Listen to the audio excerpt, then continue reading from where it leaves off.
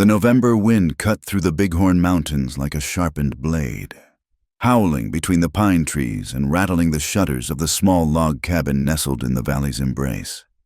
Ezekiel Rowan pulled his worn leather coat tighter around his shoulders as he stepped onto the porch, his weathered boots crunching against the frost-covered planks. At 53, Zeke had grown accustomed to the mountain's moods, but tonight felt different, heavier somehow, as if the very air held secrets. The sky above stretched gray and threatening, pregnant with the promise of the season's first serious snowfall. Zeke's pale blue eyes, creased at the corners from years of squinting against mountain sun and wind, studied the darkening clouds with the practiced gaze of a man who had learned to read nature's warnings. His graying beard, streaked with silver that caught what little light remained in the dying day, moved slightly in the bitter breeze. "Storm's coming, old girl," he murmured to the bay mare in the small corral beside his cabin. The horse, Sarah, nickered softly in response, her breath forming small white clouds in the cold air. She had been his only companion for the better part of 3 years now, ever since he'd traded his last visit to Pine Hollow for the sack of oats that would see them both through a particularly harsh winter. Zeke had built this life deliberately. Every log in the cabin walls, every stone in the fireplace chimney, every fence post driven into the unforgiving mountain soil. It was a life measured in seasons and solitude, in the rhythm of splitting wood and mending harness, in the careful rationing of supplies and the patient wait for spring's return. Some might call it lonely, but Zeke had learned to appreciate the honest simplicity of it. The mountains didn't lie. They didn't make promises they couldn't keep. They didn't vanish in the night, leaving behind empty beds and unanswered questions. The memories threatened to surface, as they always did when the weather turned. But Zeke pushed them down with practiced efficiency. Margaret's laugh, bright as summer sunshine. Little Thomas taking his first wobbling steps across the cabin floor. The fever that had swept through their settlement like wildfire, claiming his wife and son within a week of each other. 7 years had passed since he'd buried them in the small cemetery outside Casper, and still the grief sat in his chest like a stone. He shook his head sharply, focusing instead on the immediate concerns of a man facing winter alone. The firewood stack needed to be moved closer to the house. The barn required checking.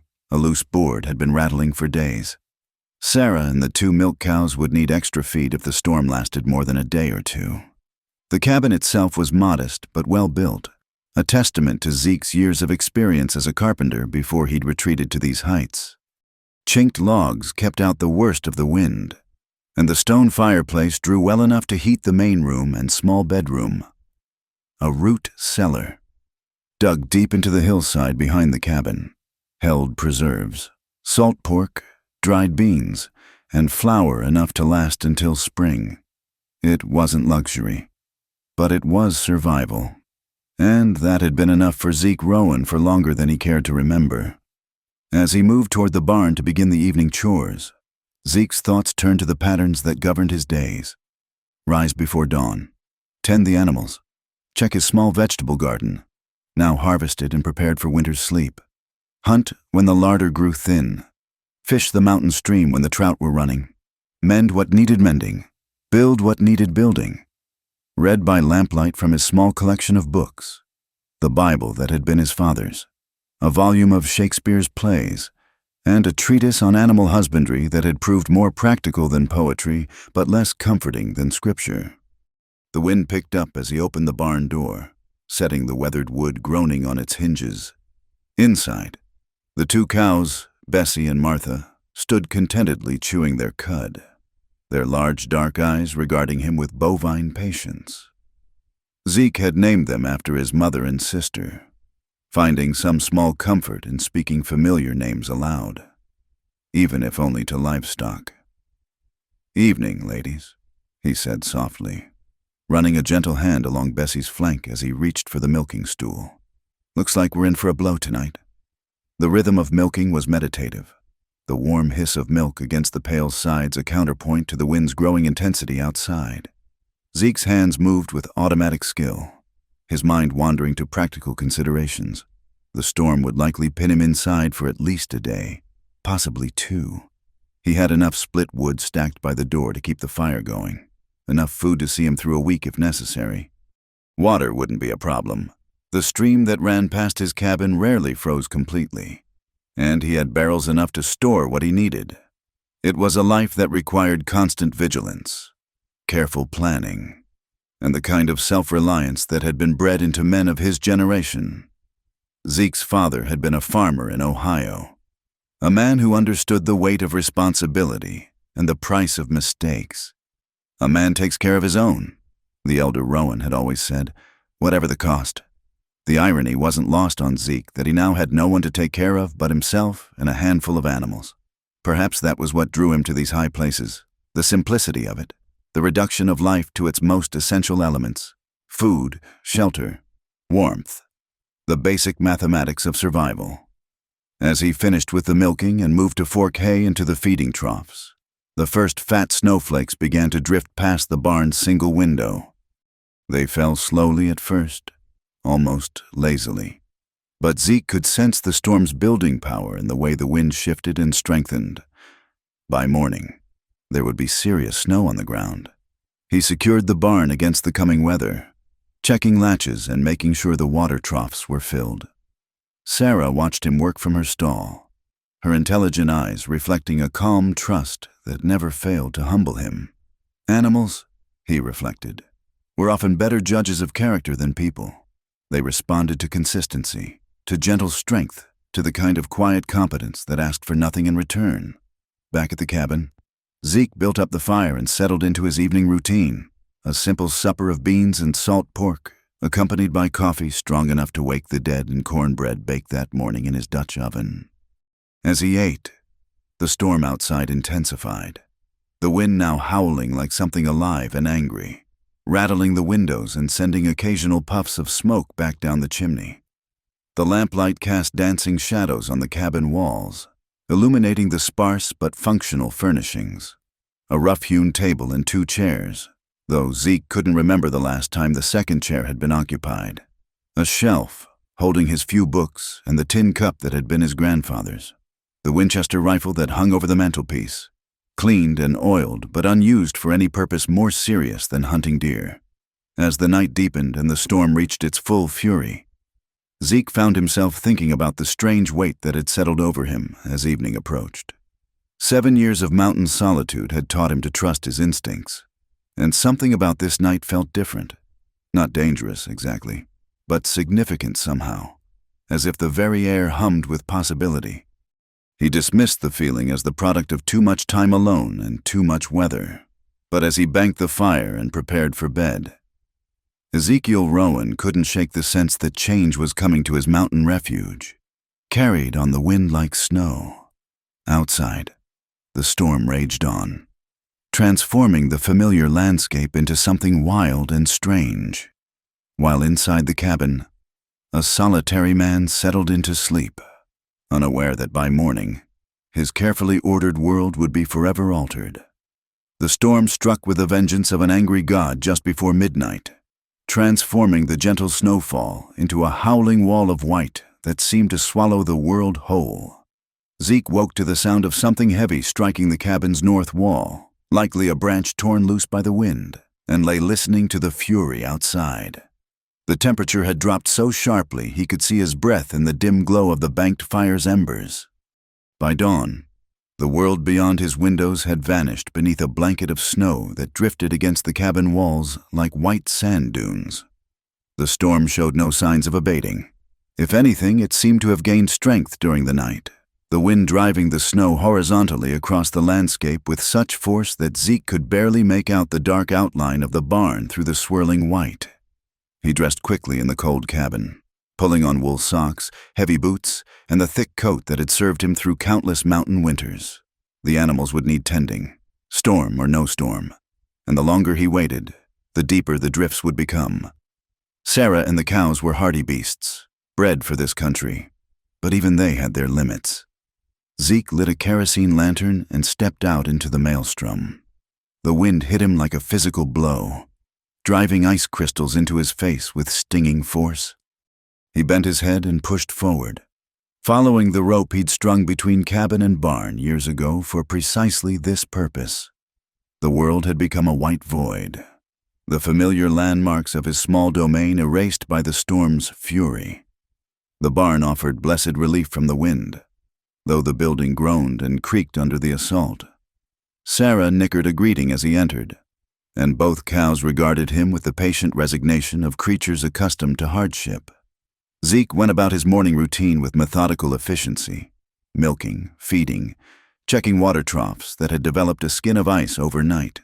"Worst blow we've seen in years," he told Sarah as he forked hay into her stall. The mare's ears flicked forward at the sound of his voice, and she nuzzled his shoulder with warm, soft lips. "But we've weathered worse, haven't we, girl?" It was as he prepared to secure the barn and make his way back to the cabin that he heard it, a sound so faint and brief that he almost convinced himself it was merely the wind playing tricks. But as he stood perfectly still, holding his breath and straining his ears, it came again, a thin, desperate crying that seemed to rise and fall with the gusts. Zeke's blood chilled in a way that had nothing to do with the temperature. That was no animal call. No trick of wind through trees. That was a human voice, young, terrified, and rapidly weakening. He grabbed the lantern and stepped back into the storm, cupping his free hand to his ear and turning slowly, trying to determine the direction of the sound. The wind made it nearly impossible. The crying seemed to come from everywhere and nowhere at once. But then, during a brief lull in the gusts, he heard it clearly, coming from the direction of the creek, perhaps 50 yards from the cabin. Without hesitation, Zeke plunged into the storm, holding the lantern high and calling out against the wind. "Hello, where are you? Call out!" The response was immediate, but weak, a voice that could barely be heard above the howling, "Help us! Please! Us!" The words sent a chill through Zeke that had nothing to do with the cold. More than one person was out there in this killing weather, and from the sound of that voice, at least one of them was a child. He fought his way through snow that was now knee-deep in places, the lantern's yellow glow creating a small sphere of visibility in the white chaos. Every few steps he stopped to listen and call out, gradually homing in on the source of the cries. The snow was coming down so hard that his own tracks filled in behind him within minutes. It was near the creek, just as he'd thought, that he found them. At first, he saw only a dark shape against the white, what looked like a fallen log or boulder. But as he drew closer, the lantern light revealed the truth that made his heart lurch in his chest.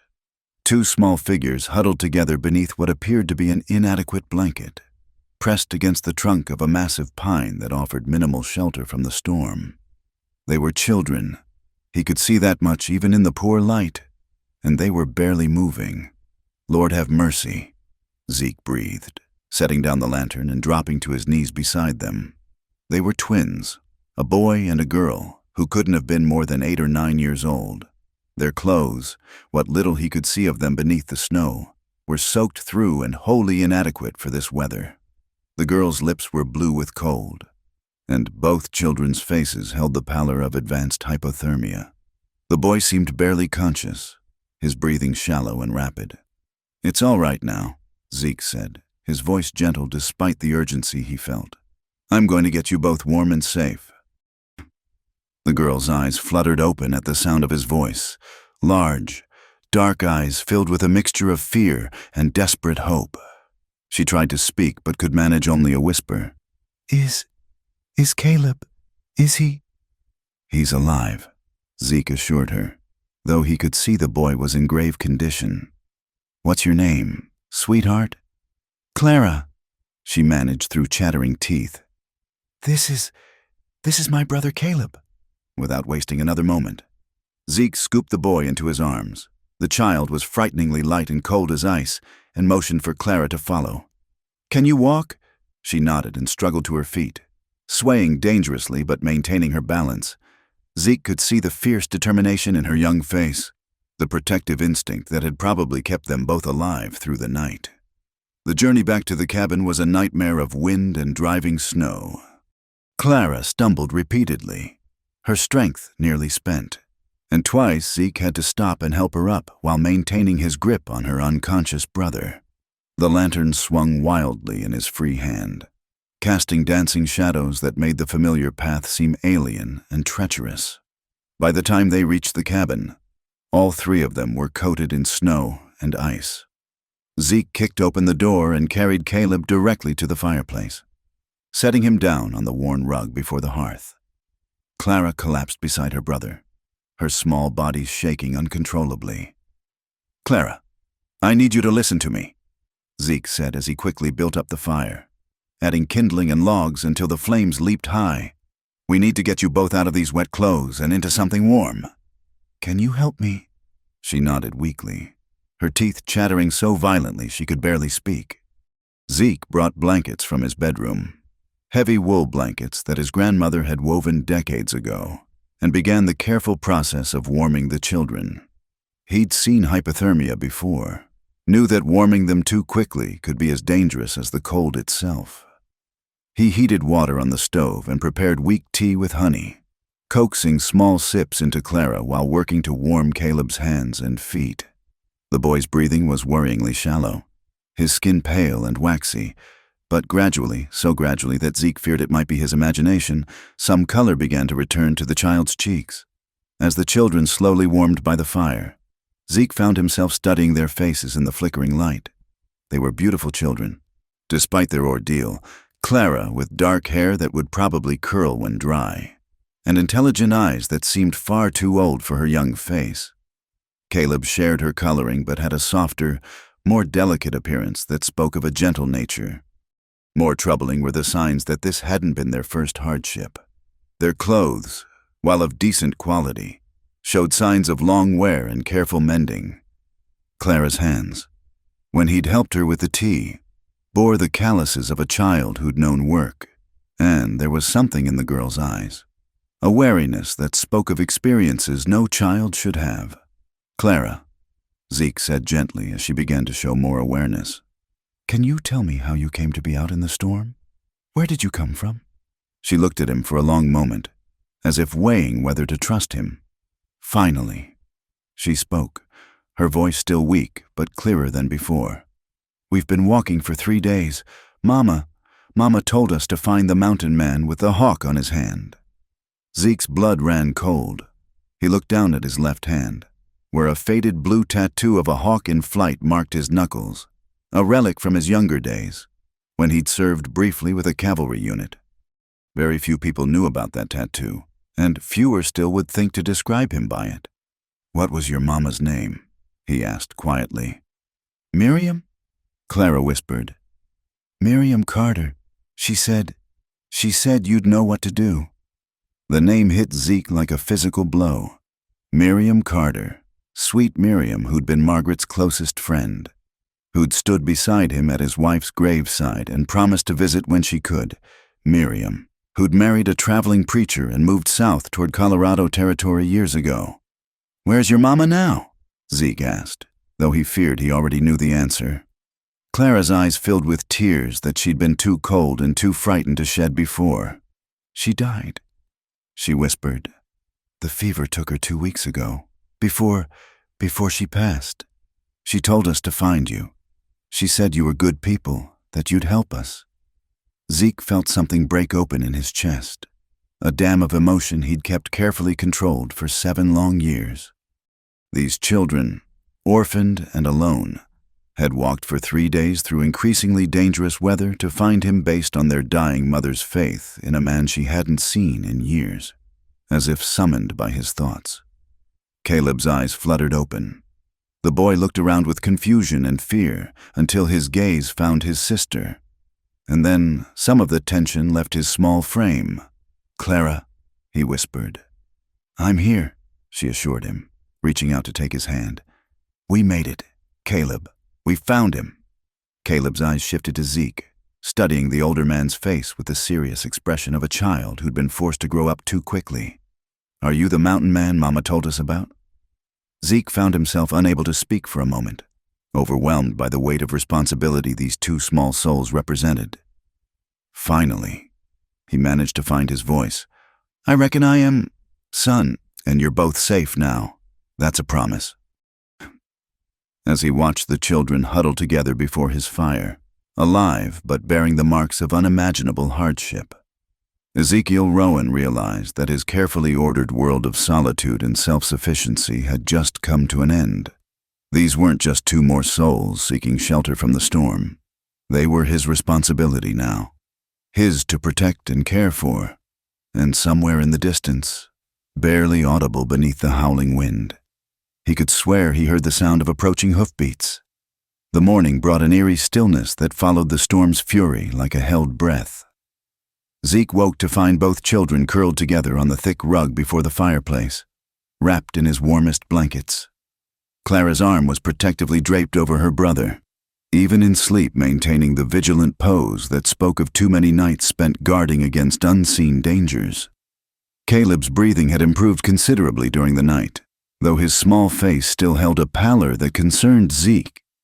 The boy's lips were no longer the frightening blue of the previous evening, but his rest was fitful, interrupted by soft murmurs and the occasional cry that suggested troubled dreams.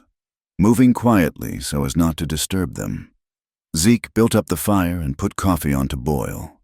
Through the cabin's small windows, he could see that the storm had left behind a world transformed. Snow piled in pristine drifts that reached nearly to the windowsills, sculpted by wind into flowing curves that caught the morning light like polished silver. The familiar landscape of his mountain refuge had become an alien wonderland, beautiful but treacherous. As he prepared a simple breakfast of oatmeal and preserved fruit, Zeke found his thoughts returning to the previous night's revelation. Miriam Carter, dear Miriam, who had been like a sister to his Margaret, who had wept with him at the graveside and promised to keep in touch though distance made it difficult. The last he'd heard, she and her preacher husband had settled somewhere in the Colorado Territory, working to establish a church in one of the growing mining towns. Now she was gone. And her children, these two precious souls sleeping by his fire, were alone in the world save for the tenuous connection to a man they'd never met, based on their dying mother's faith in a friendship that had stretched across years and miles. Clara stirred first, her dark eyes opening with the instant alertness of a child who'd learned that safety was always temporary. She looked around the cabin with quick, assessing glances before her gaze settled on Zeke at the stove. "Good morning, sweetheart," he said gently, ladling oatmeal into wooden bowls. "How are you feeling?" "Better," she replied, her voice stronger than it had been the night before. "Thank you for helping us." There was something formal in her manner, a careful politeness that suggested she'd been taught to be grateful but not to expect too much. It broke Zeke's heart to think of what experiences had shaped such wariness in a child so young. Caleb woke more slowly, blinking in confusion before memory returned, and he sat up with a sudden alarm. "Clara, where?" "I'm here," she said immediately, reaching out to touch his arm. "We're safe. Caleb, this is the man Mama told us about." The boy turned to study Zeke with solemn brown eyes that seemed far too old for his face. "You're really him, the mountain man with the hawk." Zeke showed them his left hand, where the faded blue tattoo of a hawk in flight marked his knuckles. "I reckon I am, though I haven't been called a mountain man in quite some years." As they shared the simple breakfast, Zeke gently encouraged the children to tell him more about their journey. The story that emerged was heartbreaking in its simple tragedy. Miriam had indeed married a circuit preacher named Josiah Carter, and they'd settled in a small mining community called Silver Creek, some 60 miles southeast of Zeke's cabin. Josiah had died in a mining accident 3 years earlier, leaving Miriam to support herself and the twins by taking in washing and mending. When the fever struck Silver Creek, Miriam had fallen ill along with many others. But unlike most who succumbed quickly, she'd lingered for nearly 2 weeks, long enough to make arrangements for her children's future, or at least to try. "She made us promise," Clara said, stirring her oatmeal without really eating it. "Promised that if anything happened to her, we'd find you. She said you were a good man, that you'd lost family too, and would understand." It was while helping Caleb roll up his sleeves to wash his hands and face that Zeke first noticed the mark. There, carved into the boy's thin forearm with what looked like a knife point, was a crude but unmistakable symbol, 3 parallel lines forming a claw mark. The wound was healed but recent, the scar tissue still pink and raised.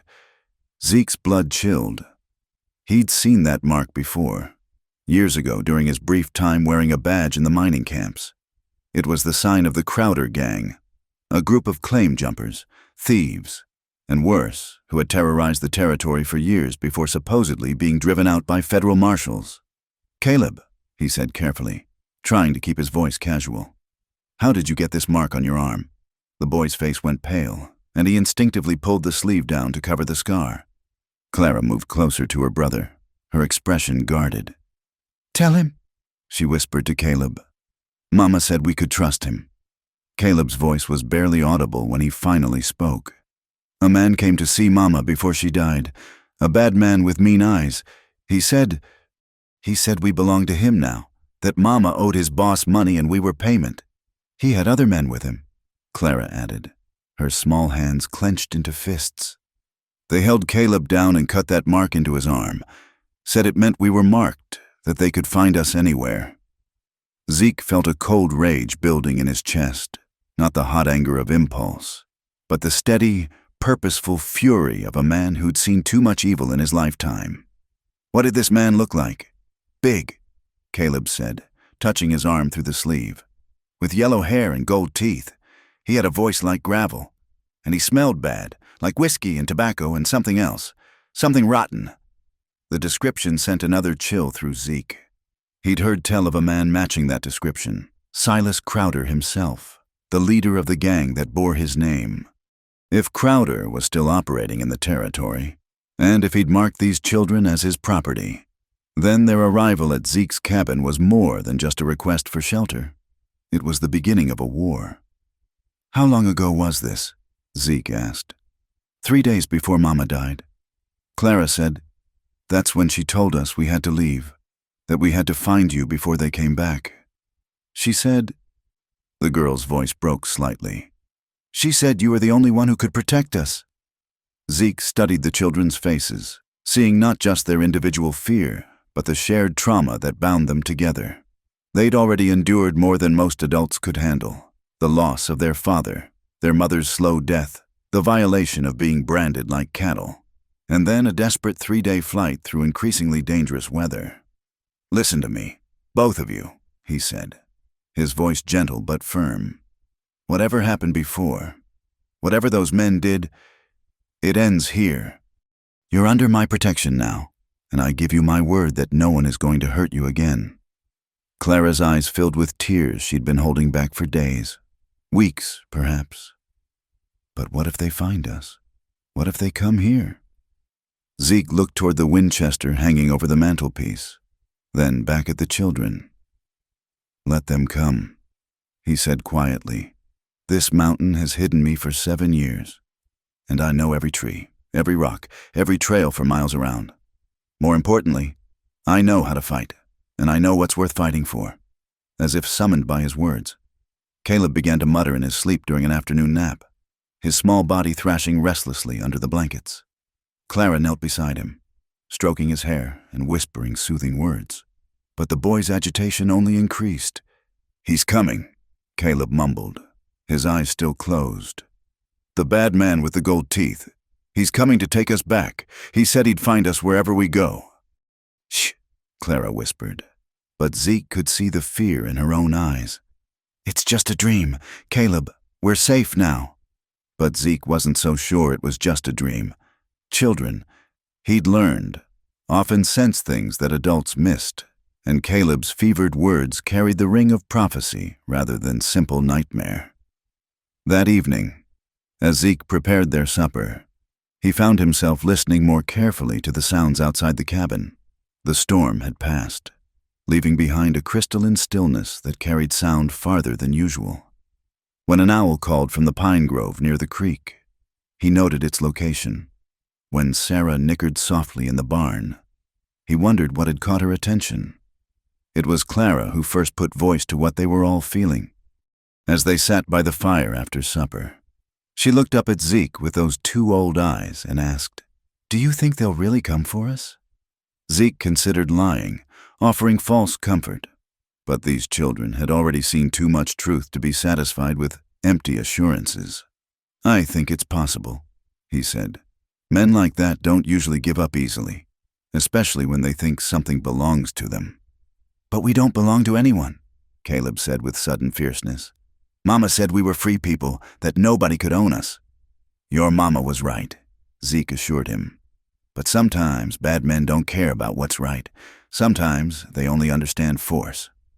As the evening wore on and the children finally settled into sleep, Zeke found himself unable to rest. He stood at the cabin's small window, looking out at the moonlit snow and thinking about the responsibilities that had walked into his life on frozen feet. 7 years ago, he'd come to these mountains to escape the pain of loss, to find peace in solitude and simplicity. Now, 2 small souls depended on him for protection against enemies he'd hoped never to face again. The quiet life he'd built was about to be tested in ways he could barely imagine. But as he watched Clara's protective arm curl around her sleeping brother, Zeke realized that perhaps this was exactly what he'd been preparing for during all those years alone. Perhaps Miriam Carter's faith in him hadn't been misplaced after all. Outside, the night was still and cold. But somewhere in the distance, carried on the thin mountain air, came the faint but unmistakable sound of horses moving through snow. The sound was too far away to be certain, too faint to be sure, but Zeke's instincts, honed by years of solitary survival, told him that their peaceful interlude was about to end. The hunt had begun. The sound that had haunted the edge of Zeke's consciousness for 2 days finally materialized into undeniable reality just after midnight on the 3rd night. It came as a rhythmic crunching through the snow, deliberate, measured, and getting closer with each passing moment. Multiple horses moving slowly through the drifts, their riders careful not to announce their presence too boldly. Zeke had been dozing fitfully in his chair by the dying fire, the Winchester across his knees. When the soft whinny of Sarah in the barn brought him fully awake, the mare had caught scent or sound of strange horses, and her warning was as clear as a bell to anyone who knew how to listen, moving with the silent efficiency of a man who'd spent years hunting and being hunted. Zeke rose from his chair and moved to the window. The moon, nearly full, cast silver light across the snow-covered landscape, creating a world of stark contrasts, brilliant white expanses broken by the deep shadows of pine trees and rocky outcrops. At first, he saw nothing. Then, like ghosts materializing from the darkness, 3 shapes emerged from the tree line near the creek, riders, sitting their horses with the easy confidence of men who lived in the saddle. Even at this distance, Zeke could see they were spread out in a loose line, approaching the cabin from different angles. His blood ran cold as he recognized the tactical formation. These weren't casual travelers who'd lost their way in the storm. These were men who knew how to surround a target, how to cut off escape routes, how to take what they wanted by force. "Clara," he whispered urgently, moving to where the children slept by the fireplace. "Clara, wake up. We need to move, and we need to move now." The girl's eyes snapped open with the instant alertness that had become her survival mechanism. She sat up quickly, her hand already reaching protectively for her brother. "What is it?" she asked, her voice barely audible.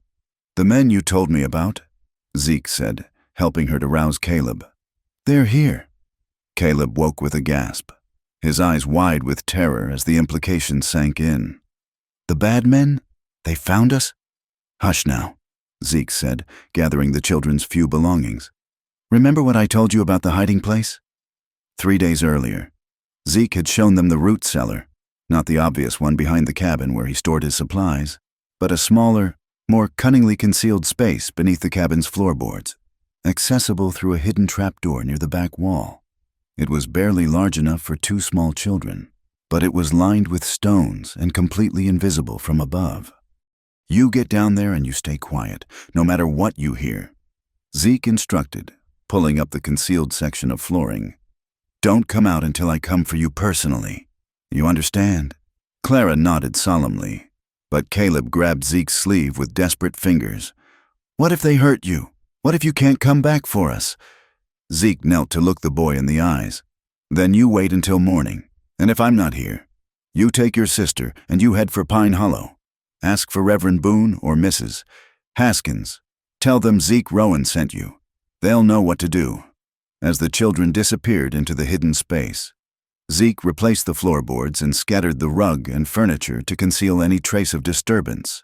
Then he moved through the cabin with practiced efficiency, dousing the lamp and banking the fire until only the faintest glow remained. The Winchester felt familiar and reassuring in his hands as he took position near the front window, using the heavy log walls for cover while maintaining a clear view of the approaches to the cabin. His Colt revolver hung heavy on his hip, loaded and ready, though he hoped it wouldn't come to shooting, not with the children so close. The riders had stopped just beyond easy rifle range, 3 dark silhouettes against the moonlit snow. For long minutes, nothing happened. They seemed content to watch, to wait, perhaps hoping their quarry would panic and make a mistake. Then one of them called out, his voice carrying clearly in the thin mountain air. "We know you're in there, Mountain Man. We know you got what belongs to us." The voice was exactly as Caleb had described, rough as gravel, with the kind of casual menace that spoke of a man accustomed to getting his way through intimidation. Zeke said nothing, merely adjusted his grip on the Winchester and waited. "Come now, don't be unfriendly," the voice continued, and Zeke could hear the false joviality that barely concealed the threat beneath. "We ain't here to cause trouble. Just want to collect what's ours and be on our way." Still, Zeke remained silent. In his experience, men like this respected only strength, and showing any sign of willingness to negotiate was often interpreted as weakness. The riders seemed to sense his resolve, for their formation began to shift. One moved toward the barn, clearly intending to check for escape routes or additional horses. Another began working his way around to the cabin's back, while the apparent leader remained in position, still mounted, still watching. It was then that Zeke made his move.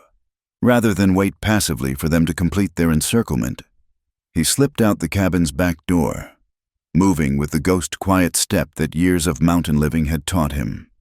The snow muffled his footsteps as he worked his way around to intercept the rider heading for the barn. The man never saw him coming. Zeke rose from behind a snow-covered woodpile like an avenging spirit, the Winchester's barrel pressing against the rider's ribs before the man could react. "Easy now," Zeke said quietly, "hands where I can see them." The rider, a thin, weasel-faced man with nervous eyes, raised his hands slowly, his horse dancing sideways in response to the sudden tension. "You're making a mistake, old man," the rider hissed. "You got no idea who you're dealing with." "Silas Crowder," Zeke said. "I know exactly who I'm dealing with.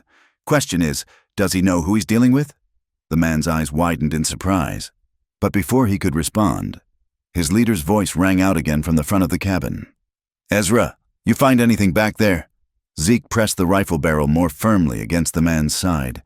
"Tell him everything's fine," he whispered. "Tell him you're still looking." Everything's fine, boss," Ezra called back, though his voice shook slightly. "Still checking around back here." Zeke knew he had only moments before the other riders grew suspicious. With quick, efficient movements, he relieved Ezra of his pistol and knife, then gestured for him to dismount. "You're going to walk real slow back toward your friends," Zeke instructed. "Tell them the mountain man wants to parley. Tell them he's got something they might want to hear." As Ezra stumbled forward through the snow, Zeke melted back into the shadows, using the barn and other outbuildings for cover as he repositioned himself. He could see the leader now, a big man with pale hair that caught the moonlight, sitting his horse with the arrogant ease of someone accustomed to having others do his dirty work. "Boss," Ezra called out as he approached, "the mountain man wants to talk." Silas Crowder's laugh was like the bark of a wolf. "Does he now? Well, ain't that convenient. Where is he?" "Close enough to put a bullet through your hat if I've a mind to." Zeke called from the darkness near the barn. And far enough away that you can't do much about it. There was a long silence as Crowder processed this information. Finally, he spoke, and his voice had lost some of its casual mockery. What do you want to talk about? Mountain Man. I want to know what claim you think you have on 2 orphaned children, Zeke replied. Last I checked, slavery was abolished in these territories. Them kids' mama owed me money, Crowder said. Lot of money. When she couldn't pay, well, debt passes to the next of kin, don't it? Not according to any law, I know, Zeke said. And even if it did, marking children like cattle is a crime in any civilized place. Crowder's voice hardened. Maybe so, but we ain't in any civilized place. Are we, Mountain Man? We're out here where the law is what a man can enforce with his gun. Some, in that case, Zeke said, chambering around in the Winchester with deliberate loudness. You might want to consider that you're outnumbered. Outnumbered? Crowder laughed. There's 3 of us and 1 of you. 3 of you, Zeke agreed. 1 of me, but I know every tree, every rock, every hiding place on this mountain. You're sitting out there in the open like targets at a shooting match, while I'm dug in with enough ammunition to keep this conversation going till spring. As if to emphasize his point, Zeke fired a single shot that whined past Crowder's head, close enough to trim his hat brim. The big man's horse reared, and it took all of Crowder's skill to keep his seat. Next one won't be a warning. Zeke called out. For a moment, the tableau held. 3 mounted men in the open, facing an unseen opponent who clearly knew his business. Then Crowder made a gesture to his companions, and all 3 began backing their horses away from the cabin. This ain't over, Mountain Man, Crowder called as they retreated. Them kids belong to me, and I always collect what's mine. Then you'll have to go through me to get them, Zeke replied. And I guarantee that'll cost you more than they're worth. The riders disappeared into the tree line, but Zeke knew they hadn't gone far. Men like Crowder didn't give up easily, and the storm that had brought the children to his door would also provide cover for whatever plan they were hatching. As he made his way back to the cabin, Zeke found himself thinking not of the immediate danger, but of the larger implications. Crowder had found them here, which meant he had resources, probably contacts in Pine Hollow or other settlements who could provide information about strangers and their movements. More troubling still was the man's confidence. He'd approached the cabin as if he had every right to what was inside, as if the law itself was on his side. That suggested either corruption or connections that went deeper than simple banditry. Back inside the cabin, Zeke called softly to the children. It's me. You can come out now. Clara emerged first, helping her brother up from the cramped hiding space. Both children's faces were pale with fear, but their eyes held a steady trust that humbled Zeke more than any words could have. Are they gone? Caleb asked. For now, Zeke said. But they'll be back. Men like that don't give up easily. What do we do? Clara asked. Zeke looked at the 2 small faces turned toward him with such faith, such desperate hope, and felt the weight of responsibility settle on his shoulders like a mountain.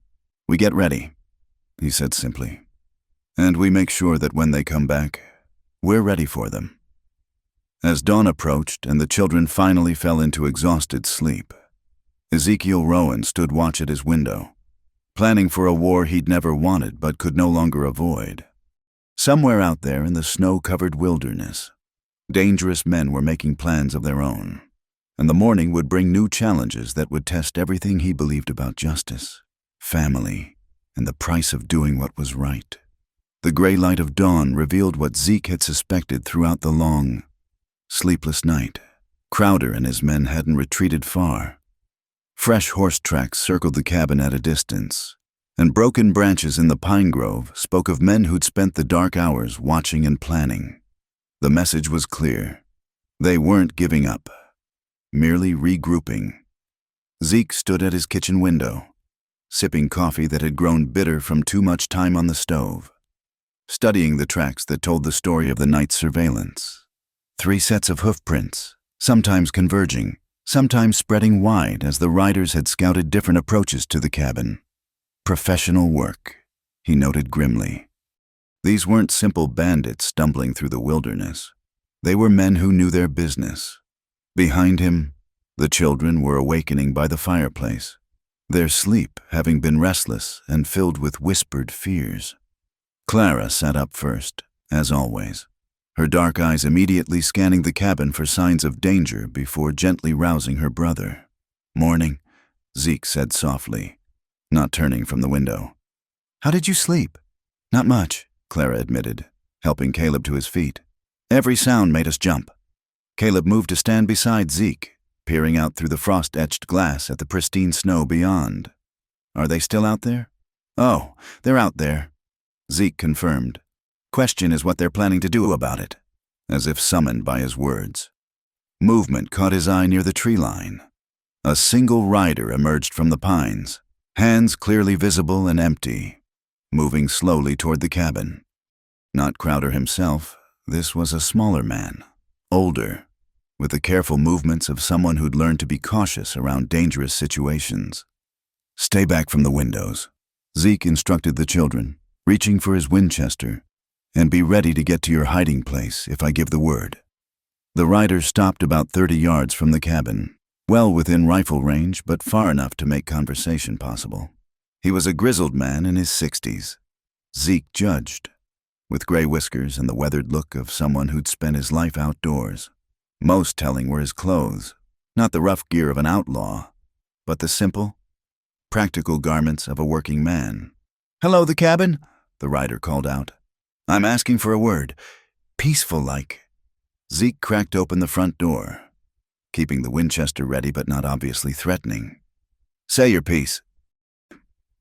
"Name's Jonas Fletcher," the man said, his voice carrying the weariness of someone delivering a message he didn't particularly believe in. "I ride sometimes with Silas Crowder, though I ain't proud of it. He sent me to make you an offer." "I'm listening." Fletcher shifted uncomfortably in his saddle. "Mr. Crowder says he don't want no trouble with you. All he wants is the children. You hand them over peaceful-like, and he'll ride away. No harm to you, no damage to your property." "And if I refuse?" The older man's face creased with what might have been regret. "Then he'll take them anyway, and you won't like how he goes about it." Zeke studied Fletcher's face, seeing something there that didn't match the threatening words. "You believe that, Jonas? You believe those children belong to Crowder?" Fletcher was quiet for a long moment, his eyes avoiding Zeke's steady gaze. When he finally spoke, his voice was barely audible. "I believe Silas Crowder is a man who takes what he wants, and he don't much care about right or wrong. I also believe he's got more men than you do, and he's willing to wait as long as it takes." "How many more men?" 6 more riders came in during the night," Fletcher admitted, "plus however many he can call up from the settlements if he needs them. You're one man against an army, mountain man.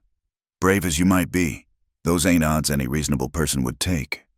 Zeke felt the weight of that revelation settle in his chest. 9 men, possibly more, even with his knowledge of the terrain and the advantages of a prepared position. Those were indeed formidable odds. But as he glanced back toward where Clara and Caleb waited by the fireplace, their young faces filled with desperate trust, he knew that surrender wasn't an option.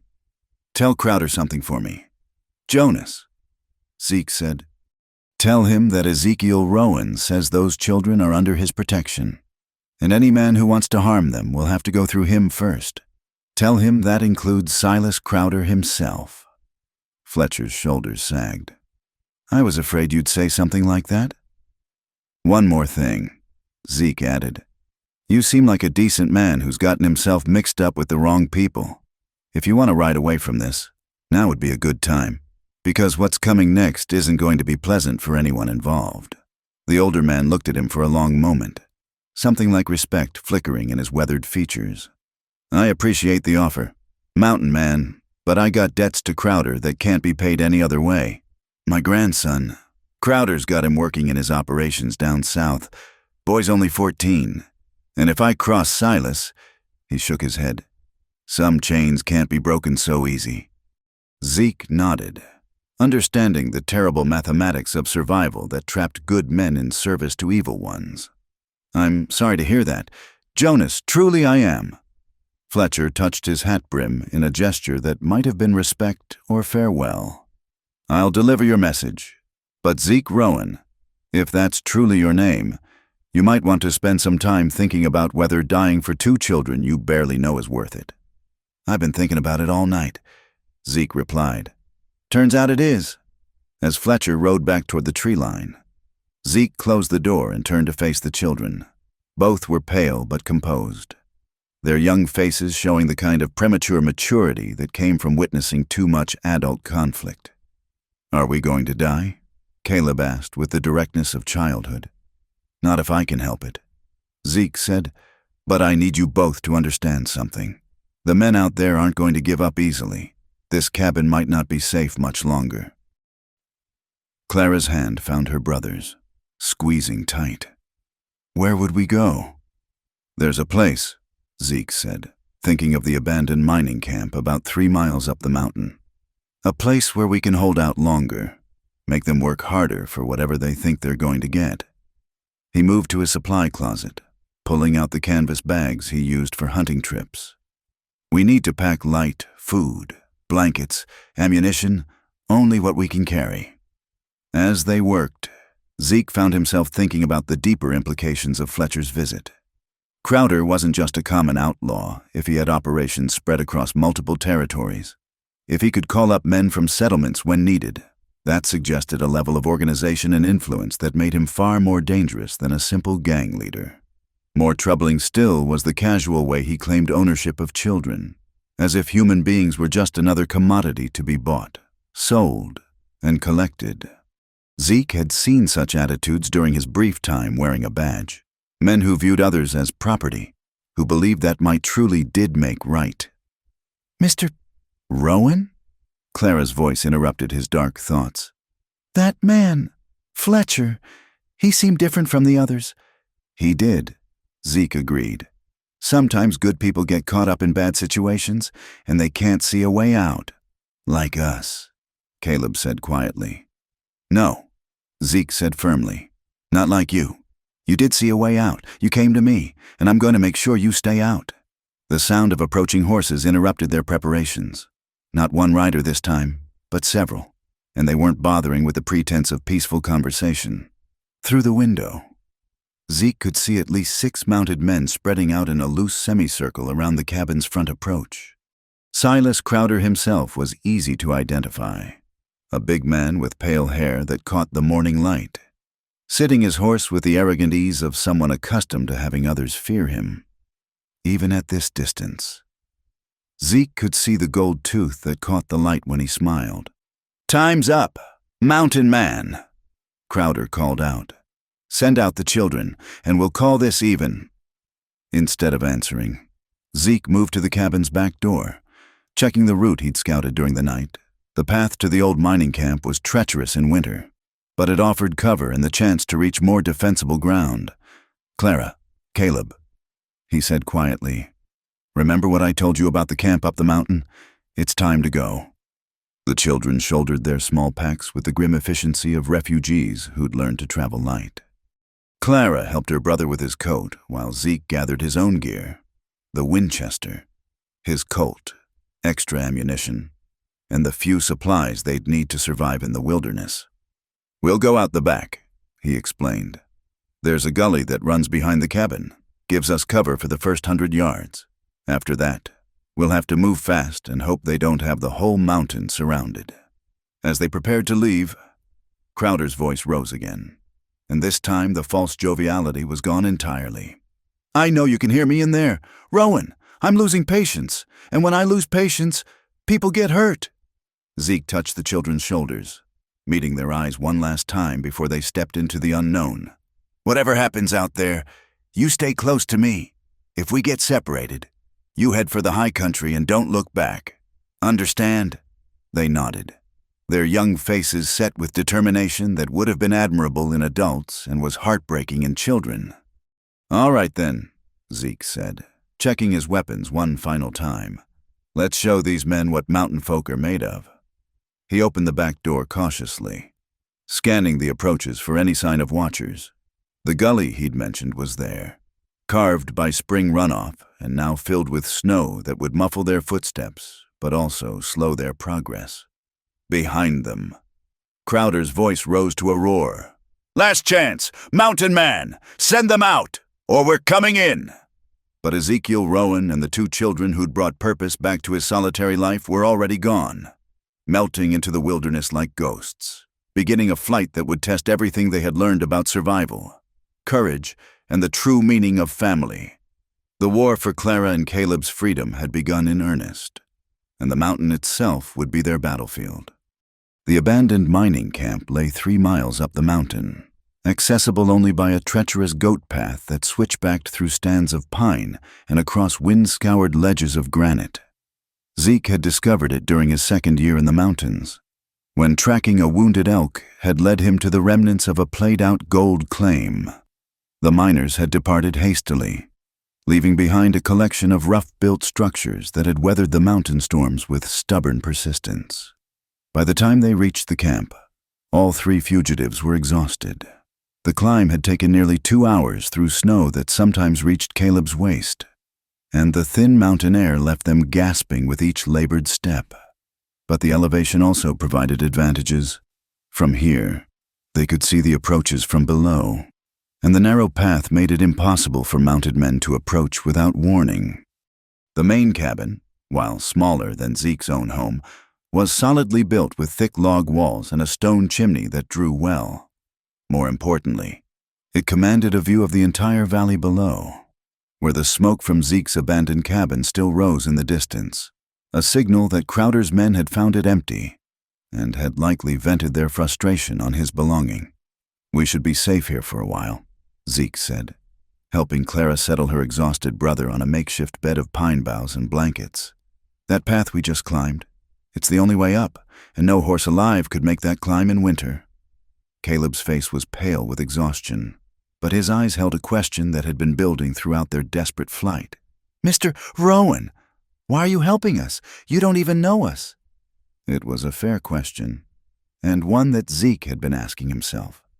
As he built a small fire in the cabin's hearth, using dry wood he'd cached here years earlier, he found himself thinking about the answer.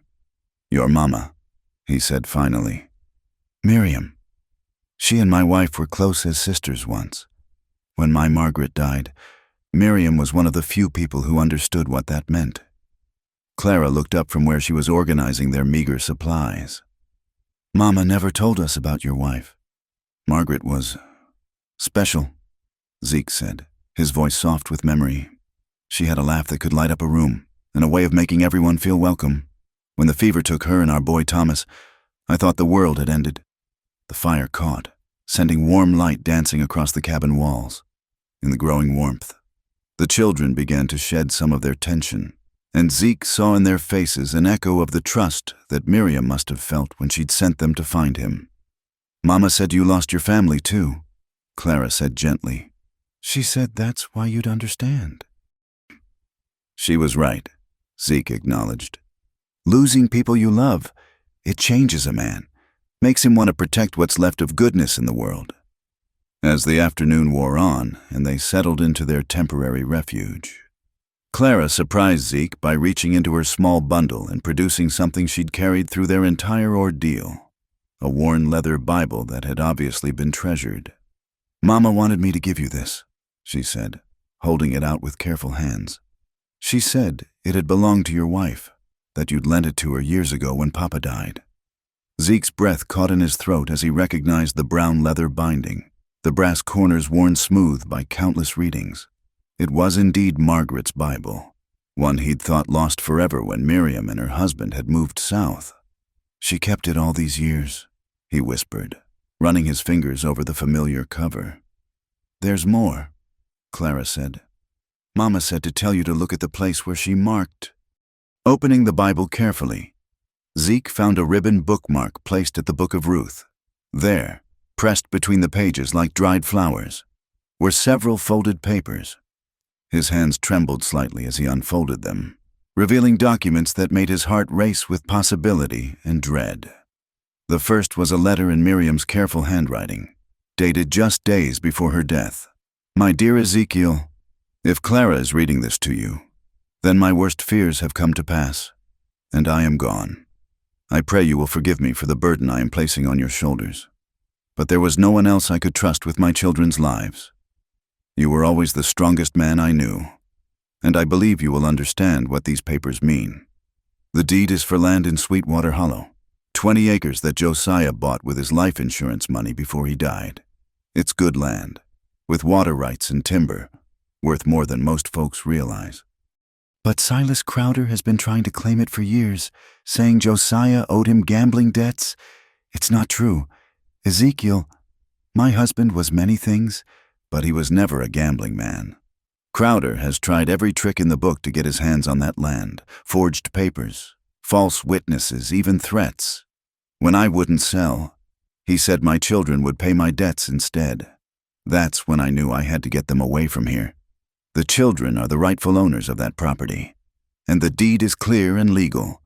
But Crowder has influence with some of the territorial judges, and I fear he'll find a way to steal what belongs to Clara and Caleb if you don't stop him. I'm asking you to do more than just protect them, my old friend. I'm asking you to help them claim what's rightfully theirs. That land represents their future, their chance at a life free from men like Crowder. I know it's too much to ask, but I have nowhere else to turn. You were Margaret's strength when she needed it, and now I pray you'll be the same for my children. With all my love and faith in your goodness, Miriam Carter. The second document was indeed a property deed, properly notarized and bearing the territorial seal. 20 acres in Sweetwater Hollow, with mineral and water rights clearly specified. Even to Zeke's inexperienced eye, it looked legitimate and valuable. The third paper was a letter from a bank in Denver, confirming that Josiah Carter had paid cash for the property and that no liens or debts existed against it. The final document was a copy of Josiah's death certificate, showing he'd died in a mining accident with no mention of gambling debts or obligations to anyone named Crowder. She kept all this? Zeke asked, looking up at Clara with new understanding. Hidden in the Bible. Clara confirmed. She said the land was our inheritance, our chance to make something of ourselves. But she also said there were bad men who wanted to take it away. Caleb had been listening with growing excitement. Does this mean we're rich? It means you own something valuable, Zeke said carefully. But it also means Crowder isn't just chasing you out of meanness. He's after that land, and he's willing to claim you as property to get it. The implications were staggering. 20 acres of good land with water rights could be worth thousands of dollars, especially if there were mineral deposits. No wonder Crowder was willing to pursue 2 children across dangerous territory in winter weather. What do we do? Clara asked. Zeke studied the documents again, his mind racing through possibilities.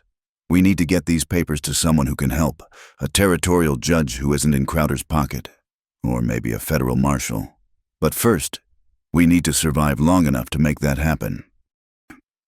As if summoned by his words, the distant sound of shouting echoed up from the valley below.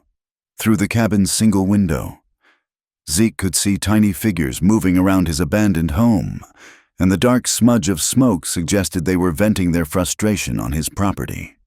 They'll figure out we came up here eventually, he said grimly. Men like Crowder don't give up when there's money involved.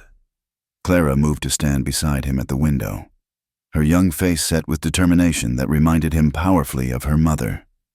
Then we have to be ready for them. We will be, Zeke promised. But first, we need to get word to people who can help us. There's a town called Pine Hollow about 10 miles north of here. The preacher there, Reverend Boone, knew your mother. So did Mrs. Haskins, who runs the boarding house. Can we trust them? Caleb asked. Your mother trusted them, Zeke said, and right now, trust is about the only currency we have. As darkness settled over the mountain camp, Zeke found himself planning not just for immediate survival, but for a longer campaign that would require all the cunning and courage he could muster. The children had brought him more than just a call for help. They'd brought him a cause worth fighting for, and documents that could change their lives forever. But between them and justice lay Silas Crowder and his small army of followers. Men who would stop at nothing to claim what they believed was theirs. The land might belong to Clara and Caleb by law, but out here in the wilderness, possession would go to whoever could hold it by force. Outside, the wind howled through the pine trees like the voices of ghosts, carrying with it the promise of more storms to come. But inside the small cabin, three people who'd found each other against impossible odds began to plan for a battle that would determine not just their survival, but their future. The documents in Margaret's old Bible represented more than property rights. They were a link to the past, a foundation for the future, and a weapon in the fight against those who believed might made right. Miriam Carter had given her children the tools they needed to build a new life. Now it was up to Ezekiel Rowan to help them use those tools. Whatever the cost. The decision to risk the journey to Pine Hollow came at dawn on their second day in the mining camp. Through the spyglass that had belonged to the previous claim owner, Zeke counted at least 8 men positioned around the base of the mountain, waiting with the patient persistence of wolves. They had horses, supplies, and time, advantages that would eventually overwhelm any defensive position. No matter how well chosen, they're not going away, Zeke said, lowering the spyglass as Clara and Caleb joined him at the window. Crowder's playing a long game, and he's got the resources to outlast us. Clara studied the distant figures with the analytical gaze she'd inherited from her mother. How long before they try to come up? Day or 2, maybe less. Zeke replied. Once they figure out there's only one path up here, they'll realize they can starve us out or take the climb slow and careful. Either way, we lose. Caleb touched the property deed that Clara had kept carefully folded in her coat pocket. What about the papers? If we could get them to a judge, that's our only real chance. Zeke agreed. But it means getting to Pine Hollow without Crowder catching us. And that means traveling at night, through country I haven't crossed in winter. The plan that emerged from their morning discussion was simple in concept, but dangerous in execution. They would wait for the new moon, still 2 nights away, then make their escape down the backside of the mountain, following a deer path that Zeke had scouted years earlier. It was treacherous going even in good weather, but it would bring them out nearly 5 miles from where Crowder's men were watching. From there, they would have to cover 10 miles of open country to reach Pine Hollow, moving only at night and hiding during the day. It was a plan that required everything to go right, with no margin for error or bad luck. I won't lie to you, Zeke told the children as they prepared for the dangerous journey. This is going to be the hardest thing you've ever done. Harder than the walk to my cabin. Harder than anything you've faced so far. Clara's hand found her brother's, and Zeke saw in their joined grip the strength that had carried them through their mother's death and the desperate flight that followed. We understand, she said simply. They spent the intervening time preparing with methodical care. Zeke taught them to read the night sky, to follow the North Star when clouds obscured the moon. He showed them how to move quietly through snow, how to breathe silently when danger was near, how to find shelter and warmth using only what the wilderness provided. More importantly, he shared with them the knowledge that might keep them alive if something happened to him, the location of cache sites where he'd hidden supplies over the years, the names of people in Pine Hollow who could be trusted, the route to the federal marshal's office in Cheyenne if all else failed. You're planning for something to happen to you, Clara observed on their final afternoon in the camp. Zeke didn't insult her intelligence by denying it. I'm planning for everything I can think of. That includes the possibility that I might not make it to Pine Hollow with you. Then we'll all stay together, Caleb said with fierce determination. We won't leave you behind. The loyalty in the boy's voice nearly broke Zeke's heart, but he knew he had to be clear about priorities. If it comes down to a choice between my life and your freedom, you choose freedom. That's what your mama would want, and that's what I want too. The night of the new moon brought clouds that obscured the stars, but also provided cover for their escape. They moved through the mining camp like ghosts, checking and rechecking their minimal supplies. Food for 3 days, blankets, the precious documents, ammunition for the Winchester, and Zeke's compass, everything they owned compressed into bundles that could be carried without sound. The descent down the backside of the mountain was a nightmare of loose rock and hidden crevices, made more treacherous by darkness and the need for absolute silence. Zeke led, testing each step before committing his weight, while Clara followed and Caleb brought up the rear. All three connected by a rope that could mean the difference between a stumble and a fatal fall. It took 4 hours to cover what should have been an hour's walk, but they reached the bottom without discovery. Behind them, the mountain loomed black against the star-scattered sky, while ahead stretched the rolling hills and scattered timber that lay between them and Pine Hollow. They traveled in single file, Zeke leading and the children following in his footsteps to minimize the tracks they left in the snow. Every mile had to be earned through careful navigation and constant vigilance, stopping frequently to listen for sounds of pursuit that never came. By dawn, they had covered nearly half the distance, and Zeke led them to a hidden grove of cottonwoods beside a frozen creek where they could rest through the dangerous daylight hours. They ate cold food in silence, huddled together for warmth, while Zeke kept watch through gaps in the trees. It was during this forced rest that Clara finally voiced the question that had been haunting all of them. What if Reverend Boone and Mrs. Haskins can't help us? What if Crowder has people in Pine Hollow too? Zeke had been wondering the same thing.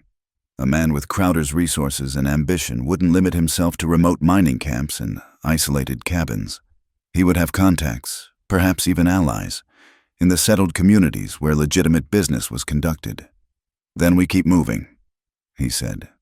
There's a federal marshal in Cheyenne, and beyond that, territorial judges who aren't afraid of men like Crowder. We'll find someone who'll listen to the truth. Caleb shifted closer to his sister, his young face troubled. But what if they don't believe us? What if they think we're just making up stories about the land? That's why we have the documents, Clara said, touching her coat pocket. Mama made sure we had proof.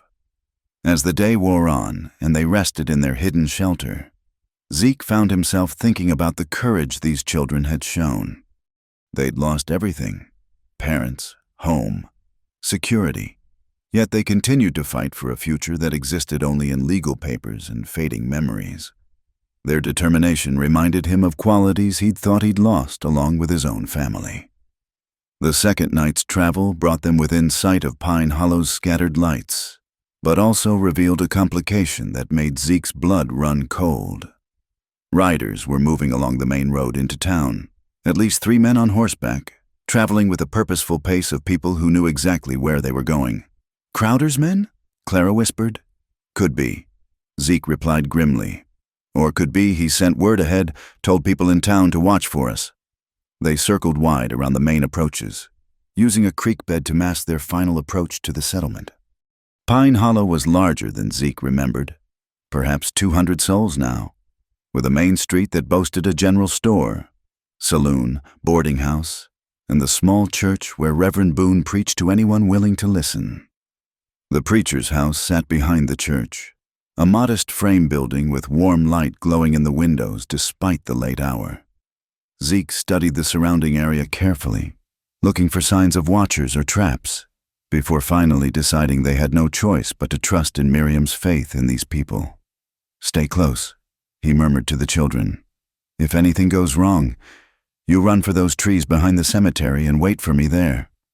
They approached the house through the churchyard, using headstones and monuments for cover until they reached the back door. Zeke's knock was soft but urgent, the kind of sound that would wake a light sleeper without alerting the entire neighborhood. The door opened to reveal a tall, spare man in his 50s with prematurely gray hair and the kind eyes of someone who'd spent his life trying to help others. Reverend Samuel Boone took one look at the 3 snow-covered figures on his doorstep and immediately stepped aside. "Come in, quickly," he said, glancing around the yard to make sure they hadn't been observed. "Mabel, we have visitors." The woman who emerged from the back room was as different from the preacher as day from night. Short, round, with iron-gray hair and the brisk efficiency of someone accustomed to managing both household and husband, Mrs. Mabel Haskins had been keeping house for the bachelor preacher for 15 years, and her sharp eyes missed nothing. "Mercy," she breathed, taking in the children's exhausted faces. "You're Miriam Carter's young ones, aren't you?" Clara nodded, too overwhelmed with relief to speak. It was Zeke who found his voice first. "I'm Ezekiel Rowan. Miriam sent the children to me before she died, but we've got trouble following us. A man named Silas Crowder." "We know about Crowder," Reverend Boone interrupted, his face darkening. "He was here yesterday, asking questions about strangers, offering money for information about 2 children traveling with a mountain man. Mrs. Haskins snorted with disapproval. "Offered me $50 to send word if I saw hide or hair of you.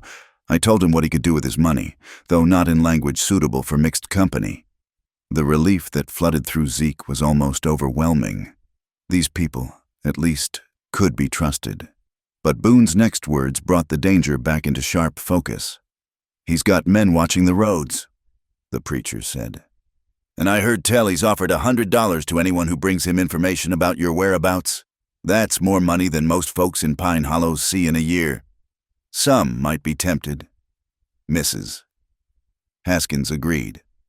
"But not everyone in this town has forgotten what it means to do right by orphaned children." As they settled around the kitchen table with hot coffee and the first warm meal they'd eaten in days, Zeke laid out the situation with careful detail. He showed them Miriam's letter and the property documents, explained about the claw mark carved into Caleb's arm, and described the events that had led them on their desperate flight through the mountains. Reverend Boone studied the deed with growing excitement. "This is legitimate. All right, I remember when Josiah bought this land. He was so proud, talking about building a proper home for Miriam and the children. Said it was going to be their fresh start. Crowder's been trying to get his hands on Sweetwater Hollow for years." Mrs. Haskins added, "That's some of the best grazing land in the territory, and word is there might be silver in those hills. The question is what we do about it." Zeke said, "These children need help, and they need it from someone with more authority than I've got." Reverend Boone leaned back in his chair, his fingers steepled as he considered the possibilities. "There's a territorial judge in Laramie, Judge Harrison. He's an honest man, not afraid to stand up to folks like Crowder, but getting there," he shook his head. "That's a 4-day ride in good weather, and Crowder's men will be watching every road." "What about sending word ahead?" Clara suggested. "Asking the judge to come here. Crowder would never allow it." Mrs. Haskins said bluntly, "He's got too much invested in this to let some judge ride in and spoil his plans." As they talked, exploring options and rejecting them one by one, Zeke became aware of something that had been nagging at the edge of his consciousness since their arrival. The night seemed too quiet, as if the usual sounds of a sleeping town had been muffled or suppressed. "Reverend," he said quietly, "when did you last check the front of the house?" Boone's eyes sharpened with understanding. "About an hour before you arrived." "Why?" Instead of answering, Zeke moved to the front window, carefully lifting the edge of the curtain to peer out at the main street. What he saw made his blood turn to ice. 3 men on horseback sat motionless in the shadows across from the church, and the orange glow of cigarettes marked their positions like beacons in the darkness. They weren't bothering to hide. They were letting their quarry know they'd been found. "We've got company," Zeke said grimly, letting the curtain fall back into place. "Looks like someone in town decided that $100 was worth more than doing the right thing." The sound of approaching hoofbeats confirmed his worst fears, and when Silas Crowder's voice rang out in the night air, it carried the confidence of a man who held all the cards. "I know you're in there. Rowan, time to stop running and face the music." The tension in Reverend Boone's kitchen was thick enough to cut with a knife as Crowder's voice echoed through the night air. But instead of panic, Zeke felt a strange calm settle over him, the kind of clarity that came to a man when all the running and hiding finally came to an end. "Mabel," he said quietly, "is there a back way out of here?" Mrs. Haskins nodded toward the rear of the house. "Root cellar has a tunnel that comes up in the church basement. Built it during the Indian troubles 10 years back." "Good," Zeke turned to Reverend Boone. How long would it take to get a message to that judge you mentioned? The one in Laramie? Telegraph office is closed until morning. Boone replied. But if we could get word to the station master— No time for that now, Zeke said as the sound of approaching horses grew louder. We need to get the children to safety first, then figure out how to make Crowder face the law instead of hiding behind his guns. Clara's hand found the property deed in her coat pocket, and her young face showed a determination that reminded Zeke powerfully of her mother. What if we don't run this time? What if we make him come to us, but on our terms? It was a startling suggestion from a child. But, as Zeke considered it, he realized she might be onto something. Crowder's strength lay in his mobility, his ability to strike when and where he chose. But if they could force him into a situation where the law had to take notice— What are you thinking, sweetheart? He asked.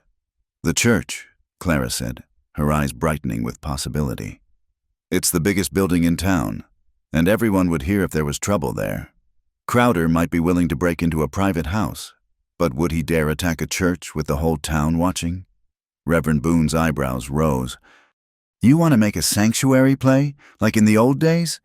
Not just sanctuary, Zeke said, beginning to see the shape of Clara's plan. Witness. If we can get enough people to see what kind of man Crowder really is, see those scars on Caleb's arm, hear the story of what he's trying to do. Mrs. Haskins was nodding slowly. Might work. Folks in this town don't much like bullies, especially ones who prey on children. But you'd have to get people there, and Crowder's not going to wait around while we send invitations. The sound of boots on the front porch cut their planning short. Through the thin walls, they could hear men taking positions around the house, and Crowder's voice rose again with growing impatience. Last chance, Rowan! Send out those children, and nobody gets hurt! This way, Mrs. Haskins whispered, leading them toward a small door behind the kitchen stove. Tunnel's narrow, but it'll get you to the church unseen. As they prepared to make their escape, Reverend Boone caught Zeke's arm. If you're serious about this sanctuary plan, you'll need time to prepare. I can buy you maybe an hour. How? The preacher's smile was grim but determined. By doing what I do best, talking. Crowder wants those children, but he also wants to maintain some pretense of legitimacy. I'll engage him in conversation. Maybe suggest we can work something out. Men like him love to explain how they're justified in what they do. Through the root cellar and along the narrow tunnel they went, moving by feel in the absolute darkness underground. The passage smelled of earth and old timber, and more than once Zeke had to help one of the children navigate around fallen beams or standing water. They emerged in the church basement through a concealed panel behind the altar, finding themselves in the familiar sanctity of the small sanctuary. Moonlight filtered through stained glass windows, casting colored patterns across the wooden pews and simple furnishings. All right, Zeke said, taking stock of their situation. If we're going to do this, we need to be smart about it. Clara, show me those papers again. As she spread out the documents on the altar, Zeke studied them with new eyes. The property deed was clear and legal, but more importantly, it told a story that anyone could understand, the story of a hard-working man who'd bought land for his family, only to have unscrupulous men try to steal it after his death. Caleb, he said gently, I need you to be brave about something. Are you willing to show people that mark on your arm, to tell them how you got it? The boy's face went pale, but he nodded with quiet courage. If it helps Clara keep our land, it will help, Zeke assured him. More than you know. Working quickly, they arranged the sanctuary for what might be the most unusual church service Pine Hollow had ever seen. Zeke positioned the Winchester where it would be visible but not threatening, a reminder that he was prepared to defend the children but hoping it wouldn't come to violence. Clara and Caleb took positions near the altar, where anyone entering the church would see them clearly. Two orphaned children seeking protection in the house of God, their story written in their faces and in the documents they carried. The sound of raised voices from the direction of the parsonage suggested that Reverend Boone was indeed engaging Crowder in conversation. But Zeke knew that wouldn't last long. They needed witnesses, and they needed them fast. "Mrs. Haskins," he said as the older woman emerged from the tunnel behind them. "How quickly can you spread word around town? We need people here, as many as possible." "Give me 10 minutes," she said grimly. "There are folks in this town who remember what it was like when decent people had to stand together against troublemakers. They'll come." As she hurried out through the church's side door, Zeke found himself alone with the children in the moonlit sanctuary. The silence stretched between them, filled with the weight of everything they'd been through and everything that lay ahead. "Are you scared?" Caleb asked, his young voice barely audible in the sacred space. "Terrified," Zeke admitted. "But sometimes being scared is what makes you brave. Your mama knew that when she sent you to find me.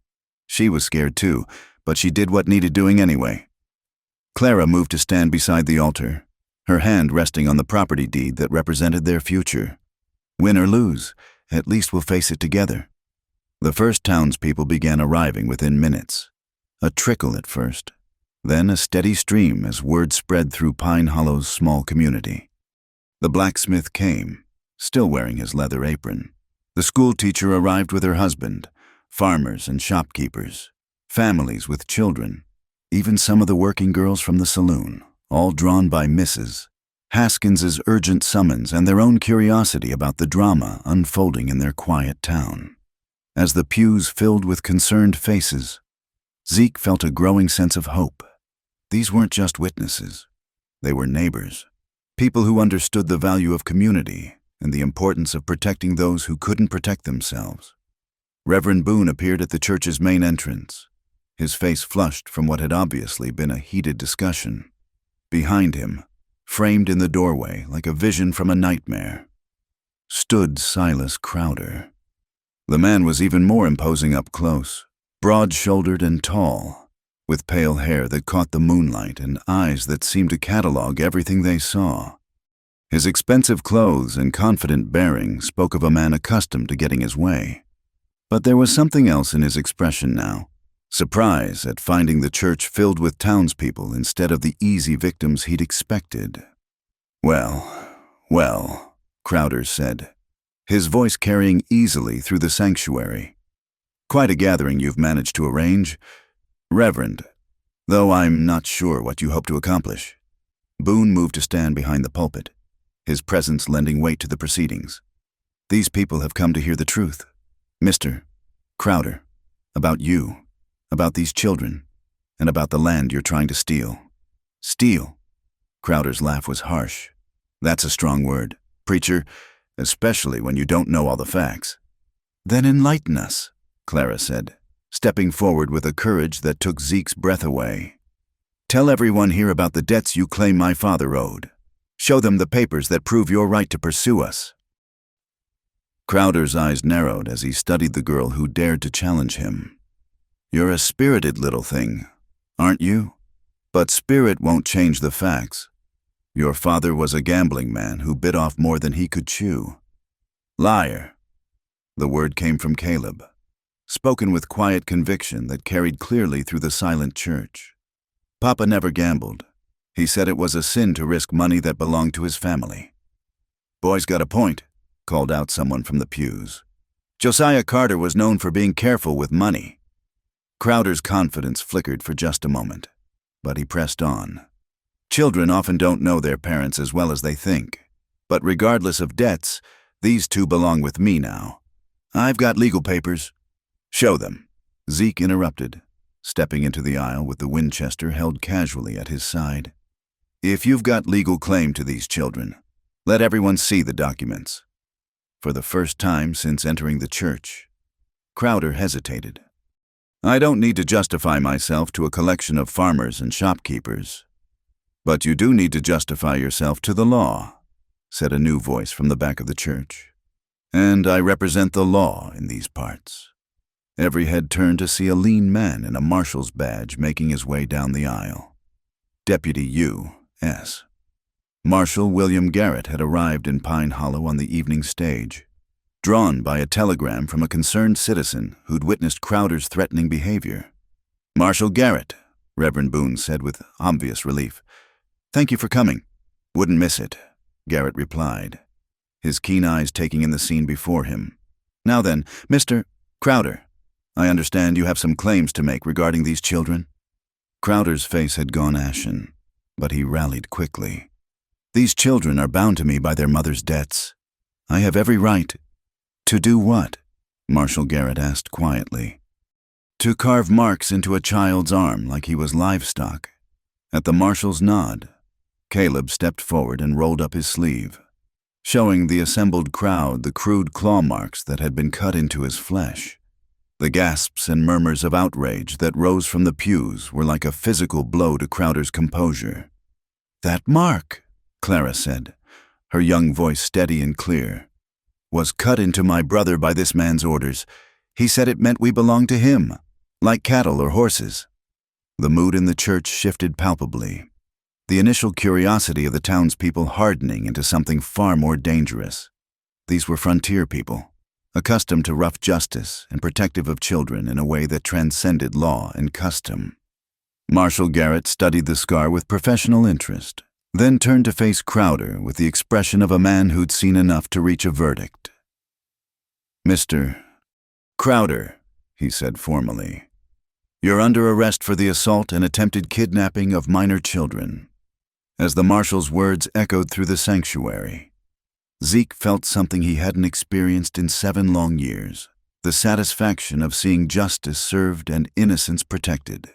The battle for Clara and Caleb's freedom was finally nearing its end.